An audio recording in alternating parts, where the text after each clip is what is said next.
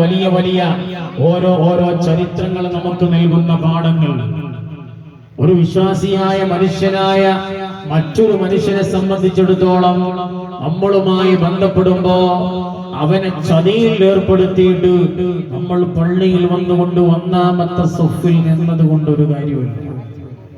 പള്ളിയിൽ ഒന്നാമത്തെ സൊഫിലാണ്, അവന്റെ നെറ്റിത്തടത്തിൽ ഈ ബോക്സ് പോലാത്ത നിസ്കാര തഴമ്പുണ്ട്, അവന്റെ കയ്യിൽ വലിയൊരു കൗണ്ടറുണ്ട്. പക്ഷേ അയൽവാസിയുമായിട്ട് അവന് സുഖത്തിലില്ല, അവന്റെ വീട്ടുകാരുമായിട്ട് അവന് സുഖത്തിലില്ല എങ്കിൽ നമ്മുടെ ആരാധനകളെ കൊണ്ട് എത്രമാത്രമാണ് നാളെ ഉപകരിക്കുക എന്ന് ഞാനും നിങ്ങളും ചിന്തിക്കേണ്ടതുണ്ട്. അല്ലാഹുവിന്റെ ഹബീബ് സല്ലല്ലാഹു അലൈഹി വസല്ലം സ്വഹാബാക്കളുടെ മുമ്പിലിരിക്കെ വരുമ്പോൾ സ്വഹാബാക്കളോട് റസൂലുള്ളാഹി പറയാണ്, അല്ലയോ സ്വഹാബാ, കുടുംബത്തിൽ തെറ്റി നിൽക്കുന്ന ആളുകൾ ഈ സദസ്സിലുണ്ടോ? അവരൊന്ന് എണീറ്റ് പോകുമോ? കുടുംബത്തിൽ പിണങ്ങി നിൽക്കുന്നവര് ഈ സദസ്സിലുണ്ടോ? അവരൊന്ന് ദയവ് ചെയ്ത് ഈ സദസ്സിൽ നിന്ന് എണീറ്റ് പോകുമോ എന്ന് സ്വഹാബാക്കളുടെ മുന്നിലേക്ക് നോക്കിയിട്ട് റസൂലുള്ളാഹി സ്വല്ലല്ലാഹു അലൈഹി വസല്ലം പറയുകയാണ്. കാരണം എന്താണെന്നറിയോ? കുടുംബത്തിൽ പിണങ്ങി നിൽക്കുന്ന ആളുകൾ ഉണ്ടായാൽ ആ സദസ്സിൽ ദുആക്ക് ഉത്തരമില്ല എന്ന് ലോകത്തോട് ധൈര്യസമേതം പ്രഖ്യാപിച്ചത് ലോകത്തിന്റെ മുത്തേ മുഹമ്മദ് മുസ്തഫ.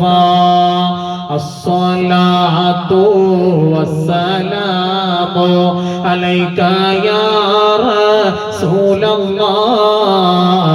അസ്സലാത്തു വസ്സലാമു അലൈക യാ ഹബീബല്ലാഹ്. ഇന്ന ബൈതൻ അൻത സാകിനുഹു യാ റസൂലല്ലാഹ്. ലൈസ മുഹ്താജൻ ഇലാ സുറൂജി യാ ഹബീബല്ലാഹ്.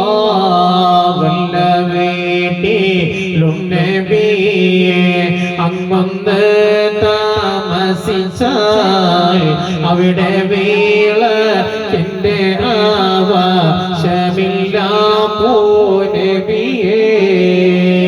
അല്ലാഹുവേ, ഞങ്ങളീ ചൊല്ലിയ സ്വലാത്തിനെ നീ കബൂലാക്കണേ അല്ലാഹ്.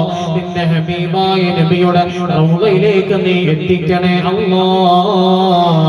അല്ലാഹുവേ, നിന്റെ ഹബീബായ നബിയുടെ റൗളയുടെ ചാരത്ത് വന്ന് അസ്സലാമു അലൈക യാ റസൂലല്ലാഹ്